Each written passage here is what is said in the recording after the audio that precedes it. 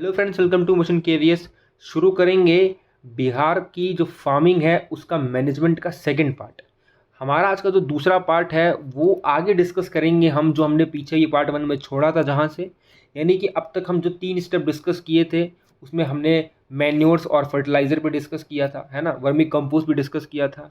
उसमें हमने चीज़ें समझी थी, एक बेसिक ओवरव्यू लिया था। और अब तक आपने ये चीज़ ज़रूर देखी होगी कि हमने जो फार्मिंग और मैनेजमेंट में जो डिस्कशन कर रहे हैं वो अभी उतना डीप नहीं है। रीज़न क्या है? रीज़न ये है कि जब एग्ज़ाम में पूछेगा तो वो डीप भी पूछेगा, यानी बिहार के कंटेक्स्ट में भी पूछेगा, बट बेसिक भी पूछेगा। तो बेसिक को छोड़ दें आप, यानी बनते बनाए नंबर छोड़ दें आप, तो वो तो आपको ज़्यादा दर्द देगा। इसीलिए बेसिक भी मालूम होना चाहिए, और बेसिक जब आप कर लेंगे, हम समझ लेंगे, उसके बाद हम जाएंगे बिहार के जो कंटेक्स्ट में बात करेंगे, जिले वाइज बात करेंगे, कौन सी फसल में क्या है, कौन सी फसल कहाँ होती है, किस हिसाब से होती है, क्या क्या हमारी इसमें जो एक तरीके की योजनाएं आती हैं सरकार की तरफ से, क्या क्या इसमें योजनाएं आई थी और क्या हुआ था क्या नहीं, जितनी भी चीज़ें सब डिस्कस करेंगे। बट बिहार का फार्मिंग एंड मैनेजमेंट जो कि साइंस की सीरीज़ का एक पार्ट है, और ये सारा का सारा बिहार एससीईआरटी की बुक से है, कोई अलग से कुछ नहीं है। तो आपको वही पढ़ना है जो आपकी बिहार की एससीईआरटी किताब में दिया गया है। एक बात ये हो गई। आज जो हम डिस्कस करेंगे वो हमारा होगा इरिगेशन से। तो इरिगेशन से शुरू करते हैं हम, कि आगे हमने अब तक जो समझा था उसमें इरिगेशन हमारा जो था वो था फोर्थ पार्ट। अब इरिगेशन को समझने से पहले हमने 3 स्टेप समझे थे। अब 3 स्टेप को समझने से पहले भी हमने कुछ फसलों के बारे में डिस्कस किया था। तो फसलों के बारे में डिस्कस करने से भी पहले हमने एक चीज़ जो थी बिहार क्रॉप, जो मैंने बताया था आपको कि हम सेकंड पार्ट में डिस्कस करेंगे, वो ये था कि जो बिहार है, बेसिकली बिहार में 2 तरीके की फसल का जो है मुआयना देखने को मिलता है। अब 2 तरीके की फसल, हालांकि ये भारत में भी कॉमन है और बिहार में भी कॉमन है, बट अगर आपसे भारत ना बोल के बिहार पूछ लेगा तो आपको कन्फ्यूज़न नहीं होना है। ठीक है, आपको किसी तरह का कन्फ्यूजन में पैदा नहीं होना कि भाई ये तो भारत ना बोल के बिहार पूछ रहा है। तो आपको बता देता हूँ, बात बहुत सिंपल है कि एक फूड क्रॉप में होता है और दूसरा हमारा कैश क्रॉप। अब खाद्य फसलें और नकदी फसलें, कहने का मतलब क्या? खाद्य मतलब खाने वाली, नकदी मतलब बेचने वाली, जो मूल्य से संबंधित है, जिसमें हम व्यापार करते हैं बेसिकली। तो कैश क्रॉप और फूड क्रॉप कौन सी होती है? कैश क्रॉप और फूड क्रॉप देखो, फूड क्रॉप होती है हमारी वीट, पैडी, मेज, बार्ली, ग्राम, सोरगम, पेल मिलेट, पिजन पी और महुआ। तो ये हमारे जो हैं अरहर, महुआ, बाजरा, ज्वार, ये सारे हमारे फूड क्रॉप है, जिसको हम खाद्य फसलें कहते हैं। दूसरी बात, ऑयल सीड्स है हमारे, शुगर केन है, जिसमें हम आलू कहें, प्याज कहें, मिर्च कहें, जूट कहें, तिलहन कहें, ईख कहें, जिसे गन्ना भी कहते हैं। ये सारी हमारी कैश क्रॉप्स, यानी कि बेचने के लिए जो प्रयोग की जाती है। ये बिहार के कंटेक्स्ट की बात कर रहे हैं। तो ये आप याद रखना, ये पूछ लेता है कि कौन सी कैश कैश क्रॉप नहीं है या फिर कौन सी इसमें से फूड क्रॉप है। तो ये आपको याद होना चाहिए, मालूम होना चाहिए। और ध्यान रखें, अगर ये पूछता है कि बिहार का, यानी बिहार की मेन क्रॉप कौन सी है, तो बिहार की मेन क्रॉप पैडी है, धान है। हालांकि धान के साथ गेहूं भी बोला जाता है, बट अगर एक पूछेगा, केवल एक पूछेगा, तो आपको धान के साथ जाना है। बट अगर दोनों पूछेगा तो धान और गेहूं दोनों ही होगा। ये बात ध्यान रखनी। अच्छा, अगली बात हमारे ये भी है इसमें कि जो बिहार की फसलें हैं, बिहार की जो खेती है, वो उसकी कम से कम मान के चलो आप 80% जो उसकी पॉपुलेशन है, वो 80% डायरेक्टली हो या इनडायरेक्टली हो खेती पर निर्भर करती है। और 80% से भी ज़्यादा जो है, 80, 85, 90 के आसपास गांव में रहने वाली जनसंख्या है। अब गांव में रहती है तो शहर कितना कम है?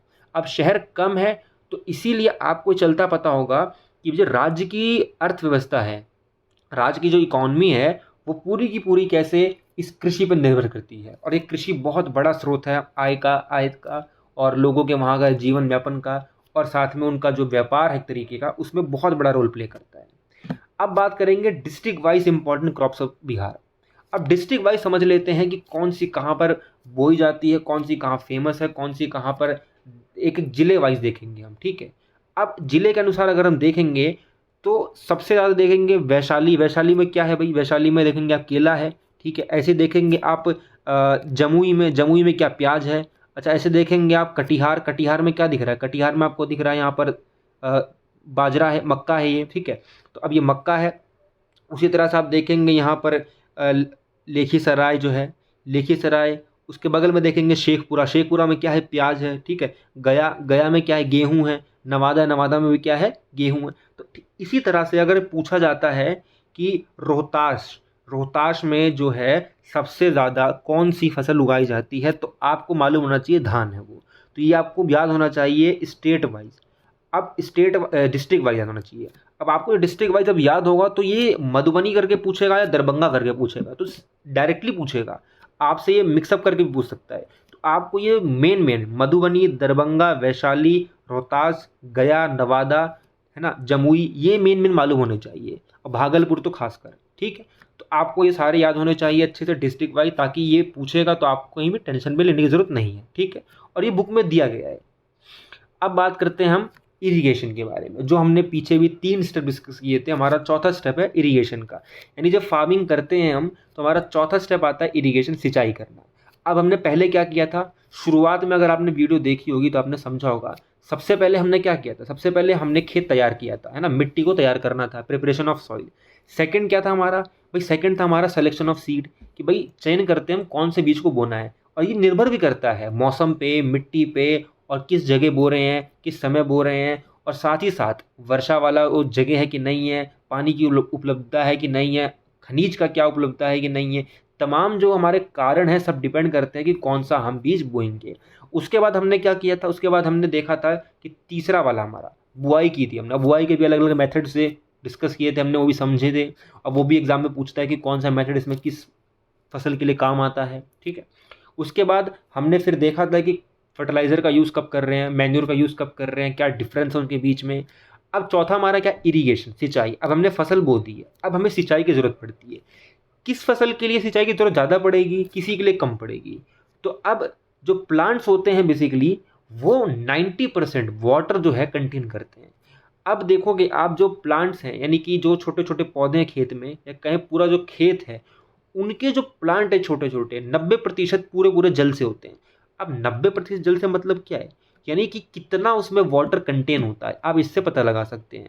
तो खेत में इसीलिए पानी हल्का सा भी सूख जाता है तो वाटर का लेवल गिरने से तुरंत जो फसल खराब होनी शुरू हो जाती है। तो इसलिए 90% जो होता है प्लांट्स में वाटर कंटेन होता है। अब विभिन्न अंतराल में जल देना सिंचाई कहलाता है, यानी कि एक विभिन्न अंतराल में जितनी ज़रूरत है। मान लीजिए सर्दी का मौसम चल रहा है, सर्दी के मौसम में आप देखते हैं कि गर्मी उतनी नहीं पड़ती है, क्योंकि भाई धूप कम निकलती है। तो सर्दी के मौसम में सिंचाई में आप देखेंगे हफ्ते में 2 से 3 बार दे देते हैं, चल जाता है। बट गर्मी के मौसम में सॉरी उल्टा बोल दिया, कि ठंड में क्या होता है, एक बार देंगे चलेगा। बट गर्मी में देखेंगे तड़कती भड़कती धूप होती है, एकदम धूप निकली होती है, चिलचिलाती धूप, उसमें जल्दी पानी सूख जाता है, जल्दी इवेपोरेट हो जाता है। तो इसलिए क्या करना पड़ता है, इसीलिए हमें बार बार जो है सिंचाई करनी पड़ती है। तो 2 से 3 बार जो है हमें सिंचाई करनी पड़ती है हफ्ते में। कब, समर के टाइम में। बट इसी का उल्टा हो जाता है जब हम करते हैं विंटर में हम एक बार भी कर देते हैं तो काम चल जाता है। The amount of irrigation depends on the time, climate, crop and soil type. तो ये एक मुख्य बात है कि भाई अमाउंट ऑफ इरीगेशन, कितना पानी किस खेत को देना है, ये डिपेंड करता है कि किस टाइम बो रहे हैं। टाइम मतलब विंटर है, या फिर हमारा समर है, या फिर हमारा कोई स्प्रिंग सीजन है, कोई दूसरा सीजन है, कोई भी हमारा सीजन हो। और साथ में क्लाइमेट, मान लो हम ऐसे क्लाइमेट में बो रहे हैं जहाँ पे बारिश बहुत हो रही है तो इरीगेशन की ज़रूरत नहीं है। बट अगर ऐसे मौसम में बो रहे हैं जहाँ पर सूखा ज़्यादा पड़ रहा है, क्लाइमेट बहुत ज़्यादा ड्राई हो रखा है, तो हमें इरीगेशन की ज़रूरत फ्रीक्वेंटली पड़ेगी। अब क्रॉप, कौन सी फसल बो रहे हैं। अब ऐसी कोई फसल होती है, बहुत फसल होती है, गेहूं बहुत कम पानी लग रहा है, धान बहुत पानी लग रहा है, तो क्रॉप भी डिफरेंट करता है कितना इरीगेशन देना है। सॉइल टाइप, अब कुछ सॉइल ऐसी होती है ज़्यादा मिट्टी चाहिए होती है, कुछ ऐसी होती है जो नहीं चाहिए होती है। एग्जाम्पल के लिए अगर बात करें, more irrigation is needed in paddy and sugar cane. जब गन्ने की फसल उगाते हैं और वो धान की फसल उगाते हैं तो बहुत ज़्यादा जो है पानी की ज़रूरत पड़ती है, यानी कि इरीगेशन, सिंचाई जो है बहुत फ्रीक्वेंटली करना पड़ता है इसमें। अगली चीज़ क्या है, less irrigation is needed in mustard, gram and हमारा लिनसीड, यानी कि सरसों, जो चना, अलसी, तीसी से कहते हैं, उसमें कम सिंचाई की जरूरत पड़ती है। तो ये क्वेश्चन नहीं बनता है कि कौन से, यानी कौन सी फसल में कम सिंचाई की जरूरत पड़ती है और कौन सी फसल में अधिक सिंचाई की जरूरत पड़ती है। ज़्यादा वाला सबको पता है, धान गन्ना, पर कम वाला बहुत लोगों को नहीं पता होता, अलसी, तीसी, सरसों, चना, ध्यान रखना। अब low water holding capacity requires more irrigation in sandy soil, यानी कि जो बलुई मिट्टी होती है, बलुई मिट्टी में क्या होता है, जो उसकी वाटर कंटेन करने की कैपेसिटी होती है, क्योंकि देखो बलुई मिट्टी होती है बहुत ढीली होती है, पानी उसमें ना रुक नहीं पाता और जल्दी नीचे निकल जाता है। अब जल्दी वो नीचे निकल जाता है यानी कि वो जड़ों में ज़्यादा देर तक नहीं रह पाता। तो बलुई मिट्टी में जो होता है रिक्वायर्स मोर इरीगेशन, यानी कि जो बलुई मिट्टी होती है, सैंडी ऑयल, सैंडी जो सॉइल होती है। बट क्ले ऑयल जो होती है, यानी कि जो चिकनी मिट्टी होती है, उसमें जो है पानी जल्दी रिस नहीं पाता, नीचे तक जा नहीं पाता, यानी कि ग्राउंड लेवल में नहीं जा पाता, वो जड़ों तक रह जाता है। अब वो जड़ों तक रह जाता है तो इसलिए उसमें जो है इरीगेशन की कम जरूरत पड़ती है। तो ध्यान रखना, सैंडी सॉइल में ज़्यादा पड़ती है इरीगेशन की जरूरत, क्ले ऑयल में कम पड़ती है। रीज़न क्या है? होल्डिंग कैपेसिटी दोनों की अलग अलग होती है, यानी कि पानी को होल्ड करने की जो कैपेसिटी है उसमें अंतर आता है। अब अगली बात करते हैं ट्रेडिशनल मेथड ऑफ इरिगेशन। भाई पारंपरिक जो है सिंचाई की कुछ विधियां हैं जिससे पहले लोग करते थे, अभी भी लोग करते हैं। जहां पर ट्रैक्टर बिजली उतनी उपलब्ध नहीं है वहां पर भी इसको देखने को मिलता है। एग्जाम्पल के लिए हमारा पुली सिस्टम है जिसको मोट कहते हैं। मोट में क्या होता है कि एक घिर्री लगा दी जाती है और इसमें बाल्टी होती है। बाल्टी क्या होती है? इस घिर्री को पीछे खींचते हैं, ढील देते हैं, ढील देने पे नीचे जाती है और नीचे जाने के बाद ये पानी भर के उसके बाद ऊपर खींचते हैं, और ऊपर खींचने के बाद एक रस्सी बंधी होती है जिससे एक इंसान रस्सी खींच के इसको पानी को जैसे टेढ़ा करके इसको बकेट को पानी निकाल लेता है। और एक नाली बनी होती है जो नाली सीधे खेत में जा रही होती है। इसको कहते हैं मोट या फिर पुली सिस्टम। अगला हमारा क्या है? लीवर सिस्टम या फिर राहट। राहट क्या होता है? जिसमें हम देखेंगे एक जानवर बना होता है और जानवर गोल गोल घूमता है और उसके घूमने से ये चक्री सा घूमता है और ये बाल्टी लगा चक्री पानी भर भर के जो है इसमें गिराता रहता है और ये जो है सीधा एक नाली में निकलता रहता है। बेसिकली जो नाली होती है, क्यारी जो होती है, ये सीधा खेत में जाती है। चेन पंप होता है। चेन पंप मतलब क्या है? चेन से जुड़ा होता है ये। अब जाहिर सी बात है चेन से जुड़ा है, इसको जानवर से भी चलाते थे, इसको अब मोटर से भी चलाते हैं, दोनों सिस्टम इसमें है। ये भी क्या करता है? वही काम करता है, पानी भरता है और ये चेन के थ्रू ऊपर लाके फिर पानी ये गिरा देता है। ठीक। अगला हमारा क्या? डेकली। डेकली सिस्टम क्या है? डेकली सिस्टम बहुत पुराना सिस्टम है। इसमें देखोगे आप ये कि एक बड़ा सा डंडा बांधा होता है और डंडे में जो है एक पानी एक बाल्टी बांधी होती है धागे से, और जो मोटी रस्सी जो धागा होता है वो नीचे जब जाता है, जब इसको डंडे को इसको ढीला करते हैं यहाँ से, और जब वो नीचे जाता है और जाने के बाद बाल्टी अपने आप भर जाती है, तो इसको डंडे को फिर यहाँ से खींचते हैं और खींचने के बाद इसको पत्थर में अटका देते हैं। उसके बाद पानी से जो है रस्सी से जो है इस पानी को निकाल लेते हैं। बेसिकली इसमें ज़्यादा जो है डेकली में ज़्यादा मेहनत लगती थी। ठीक। अब बात करेंगे मॉडर्न तरीके की भी। अब भाई ट्रेडिशनल बात कर लिया, मॉडर्न बात कर लेते हैं। आपकी जो स्क्रीन पर दिख रहा है बेसिकली वही मॉडर्न एक तरीका था, अभी भी चलता है, अब तो और मॉडर्न तरीके आ गए हैं। अब ये तरीका जो है, इस तरीकों को हम क्या कहते हैं, क्या इसमें इसकी खामियां हैं, अच्छाइयाँ, ये भी समझ लेते हैं। बेसिकली खामियां तो कम है, नामात्र की, अच्छाइयाँ बहुत हैं और अच्छाइयाँ ही पूछी जाती हैं। स्प्रिंकल सिस्टम कहते हैं इसको, छिड़काव तंत्र। छिड़काव तंत्र मतलब क्या होता है कि जब भी जिस भी स्थान पे पानी की किल्लत होती है, पानी की कमी होती है, और या यूँ कहें कि फसल में पानी की आवश्यकता उतनी नहीं होती, बट फिर भी उसको हरा भरा रखने के लिए एक स्प्रिंकल सिस्टम लगाया जाता है, इसको छिड़काव तंत्र कहते हैं। इसमें होता क्या है, एक मोटर बंधा होता है, मोटर जो होता है पानी यहाँ पर पाइप से निकलता है और उसी के ठीक आगे यहाँ पर एक छोटा सा नोजल लगा होता है। नोजल क्या करता है, वो तेजी से घूमता है और पानी को जो है छींटों में मारते उड़ाता रहता है। इसी को हम कहते हैं स्प्रिंकल सिस्टम। अब स्प्रिंकल सिस्टम का बेनिफिट कहाँ पर है? जहाँ पर फ्लैट लैंड है, यानी कि जहाँ पर ढलान ना हो। अब ढलान पर्वतीय क्षेत्र में इसको यूज नहीं कर सकते क्योंकि पानी रिस्क बह जाएगा। स्प्रिंकल सिस्टम का फायदा फ्लैट लैंड पे है जहाँ पर कोई ढलान ना हो। दूसरी बात, useful for Sandy oil. Sandy oil से मतलब क्या है? अभी मैंने आपको बताया था कि सैंडी ऑयल की जो कैपेसिटी होती है वाटर होल्ड करने की बहुत कम होती है। वो मिट्टी जो बलुई मिट्टी है वो उतना पानी को अपना धारण नहीं कर पाती, रोक नहीं पाती, तो इसीलिए स्प्रिंकल सिस्टम यहाँ पर बेस्ट है। पूछा जाए अगर कि सैंडी ऑयल में कौन सा सिस्टम अच्छा है, डेकली है, स्प्रिंकल है, ड्रिप सिस्टम है, कुछ भी है, तो आपको स्प्रिंकल सिस्टम के साथ जाना पड़ेगा। क्यों? क्योंकि सैंडी ऑयल जो है कैपेसिटी कम होती है, उसको बार बार वाटर की ज़रूरत है, और ये स्प्रिंकल सिस्टम बार बार वाटर का छिड़काव करता रहता है। अगला हमारा ड्रिप सिस्टम है। ड्रिप सिस्टम जहाँ पर सूखे की बहुत समस्या होती है और यहाँ पर पानी की आवश्यकता सीधे जड़ में देने की बात हो, यानी कि हम इसको पौधों को ना भिगा के सीधे जड़ में पानी डालें, यानी कि जो पाइप लगी होती है वो सीधे जड़ की ओर उसका मुंह होता है और उसकी एक एक बूंद जो है सीधे जड़ में गिरती है, यानी कि पानी की बर्बादी नामात्र की होती है। अगर आपसे क्वेश्चन पूछा जाए कि ऐसा कौन सा इरिगेशन का मेथड है जिसमें 0% पानी की जो है वेस्टेज होती है, तो वो ड्रिप सिस्टम है। ध्यान रखना। Suitable for fruit plants. Reason क्या है? फ्रूट प्लांट्स में हमें सीधा जड़ में चाहिए होता है पानी, और वहाँ पर बहुत पानी की भी आवश्यकता कभी कभी पड़ जाती है, इसलिए सबसे ज़्यादा फलदार पौधों के लिए ये उपयोगी होता है। और एक तरीके से जहाँ पर पौधों में पानी चाहिए पर वहाँ पर पानी की किल्लत है, पानी की कमी है, उसके लिए ये ड्रिप सिस्टम एक वरदान के माफिक है, एक वरदान के एकदम एक तरह से है ये। तो ड्रिप सिस्टम बहुत उम्दा है, बहुत मज़ेदार भी होता है ये, क्योंकि आप इसको देखेंगे तो एक एक बूंद जो है इसमें जड़ में सीधे गिरती है और एक भी जो है ड्रॉप का पानी का वेस्ट नहीं होता। अब बात करेंगे हम वीडिंग्स। अब वीडिंग क्या है, वीड क्या है, जिसे निराई निकौनी कहते हैं। डिस्कस किया था हमने एक इंट्रोडक्शन में इसको, कि जब ऐसे अनवांटेड प्लांट्स, छोटे अनवांटेड प्लांट्स आपके जो खेत हैं उसमें उग जाते हैं, या क्यारियों में उग जाते हैं, या जहाँ से पानी जा रहा है वहाँ पर उग जाते हैं, उन नालियों में उग जाते हैं, तो ऐसे अनवांटेड प्लांट को हम वीड कहते हैं। वीड मतलब इसको हम लोग कहते हैं वीड, यानी कि ऐसे अनवांटेड प्लांट जिसकी ज़रूरत नहीं है बट फिर भी वो उग जाते हैं। अब इसको निकालना या इनको हटाना निराई कहते हैं, वीडिंग कहते हैं बेसिकली।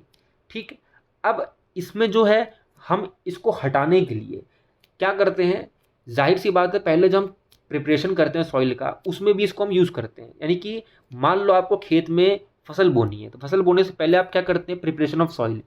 अब वही प्रिपरेशन ऑफ सॉइल करने के लिए आप देखेंगे कि वीड्स, यानी कि जो हमारी जो यहाँ पर जो खरपतवार है ये पहले से जमा होती है, तो इसको हम उखाड़ते नहीं है, बेसिकली ट्रैक्टर से इसको जो हम कल्टीवेट कर देते हैं, ट्रैक्टर से जब जुताई करते हैं खेत की, तो क्या होता है कि सारे जो हमारे वीड्स होते हैं, खरपतवार होते हैं, वो उखड़ के आपस में मिल जाते हैं, मिलने के बाद एक खाद का काम करते हैं बेसिकली। बट जब फसल उग जाती है तब हम जो है ट्रैक्टर से कल्टीवेट नहीं कर सकते, क्योंकि हमारी फसल भी तो है। उसको बचाने के लिए हम क्या करते हैं, उसको बचाने के लिए हम क्या करते हैं, कुछ ऐसे हमारे फर्टिलाइज़र भी यूज़ करते हैं जो कि वीड्स की जो हमारी जो पैदावार है उसको रोकता है, उसको बढ़ने से रोकता है। अब ज़रूरी क्यों है, weeding is important to protect weeds from observation of water, nutrition and minerals. Weeding यानी कि निराई करना, यानी कि इन जो खरपतवार इनको निकालना इसलिए ज़रूरी है क्योंकि ये फसलों के पानी, न्यूट्रिशन और हमारा जो ह्यूमस है उसको ऑब्जर्व करते रहते हैं।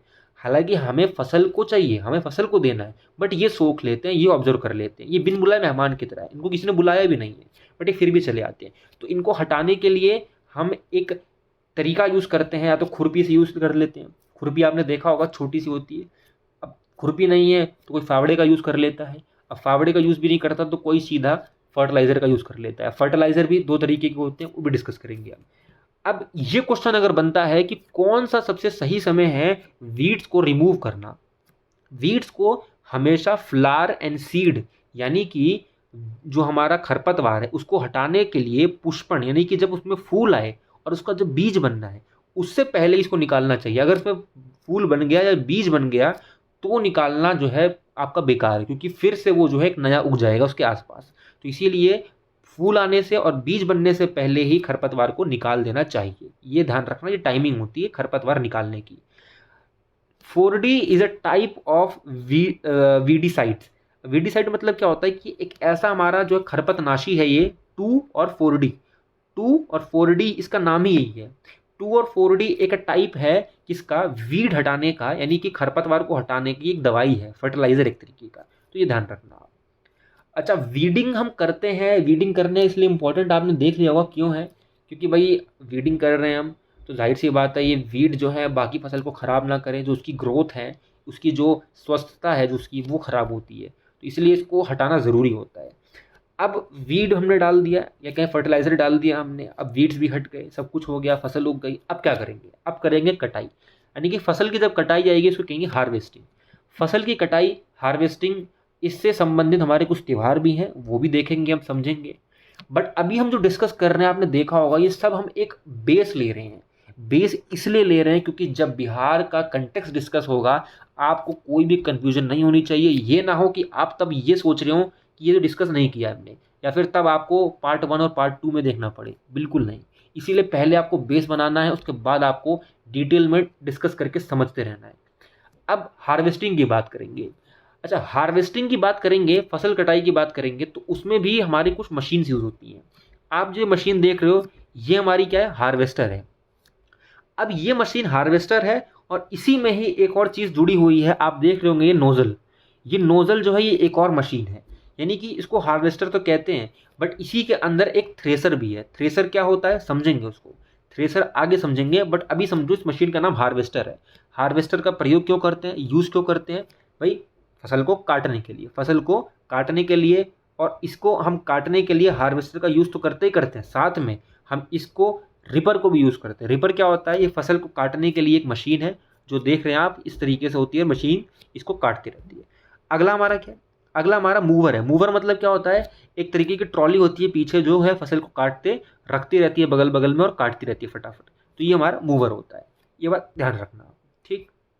आगे हम बात करेंगे फसल कटाई के बारे में, कि जो हमारी फसल कटाई है, इनकी हार्वेस्टिंग है, उसको हम कौन सी क्रॉप जो है किस मंथ में उगती है, ये भी डिस्कस करना जरूरी है, क्योंकि ये पूछ लेता है। अब ये पूछ लेता है तो इसीलिए देखेंगे आप कि खरीफ जो क्रॉप्स है, खरीफ कौन सी हमने डिस्कस की थी हमने पार्ट 1 में, जिसमें हम धान है, मक्का है, बाजरा है, ज्वार है, इसकी कटाई यानी खरीफ की कटाई सितंबर से अक्टूबर माह में की जाती है। ध्यान रखना, हार्वेस्टिंग कब की जाती है? हार्वेस्टिंग कब की जाती है भाई?